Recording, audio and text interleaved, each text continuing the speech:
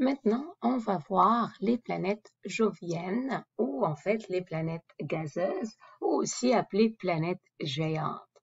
Donc, ce sont en fait les 4 planètes les plus éloignées. Donc, il s'agit de Jupiter et de Saturne et d'Uranus et finalement, on va finir par Neptune. Qu'est-ce qui les caractérise, ces planètes? Tout d'abord, comme dit, ils sont très très grands. Mais en fait, ce sont des planètes qui sont grosses mais sont formées principalement de gaz. Et généralement, elles possèdent plusieurs lignes, ça veut dire qu'il y en a plusieurs satellites qui vont tourner autour d'elles. Généralement, lorsqu'on dit qu'ils sont formés par du gaz, c'est-à-dire qu'on va retrouver plus d'hydrogène et d'hélium.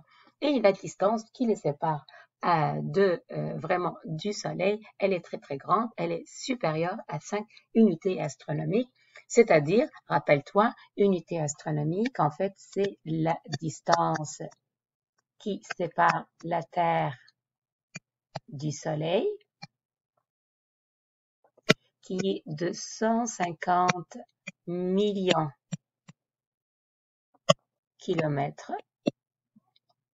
de kilomètres, d'accord? Et là, si je vous dis que c'est 5 fois, donc c'est à peu près, on va dire, 650 millions de kilomètres. Donc, c'est quand même une grande distance.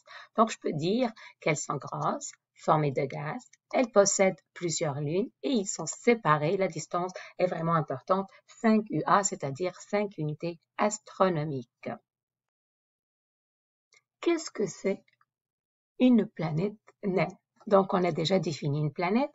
Donc, une planète naine, en fait, c'est une classe intermédiaire entre une planète et un petit corps. Un petit corps, on va le définir un peu plus tard, mais vraiment, c'est une classe entre les deux. Et pour qu'on puisse dire que c'est une planète naine, elle doit en fait répondre ou elle doit avoir 4 critères ensemble.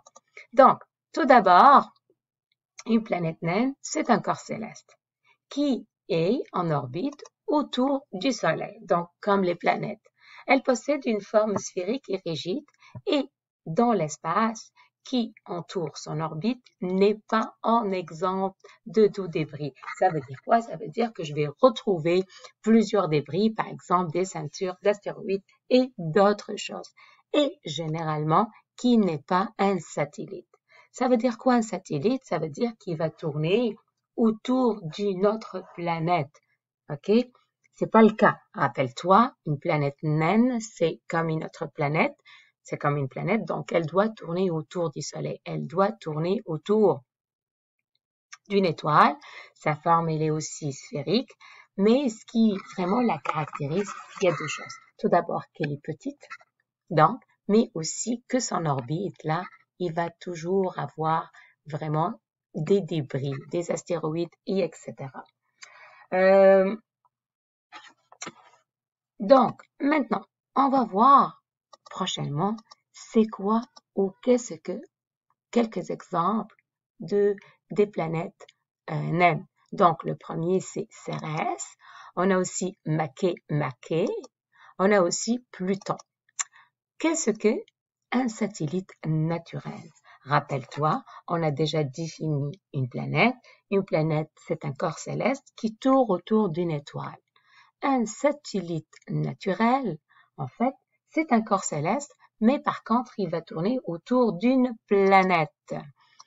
Par exemple, là, je peux dire, par exemple, la Lune qui tourne autour de la Terre et y en distingue plus de 160 satellites naturels. Donc, on les appelle les lunes. Par exemple, Io, satellite de Jupiter, Marianda, satellite d'Uranus, Titan, satellite de Saturne.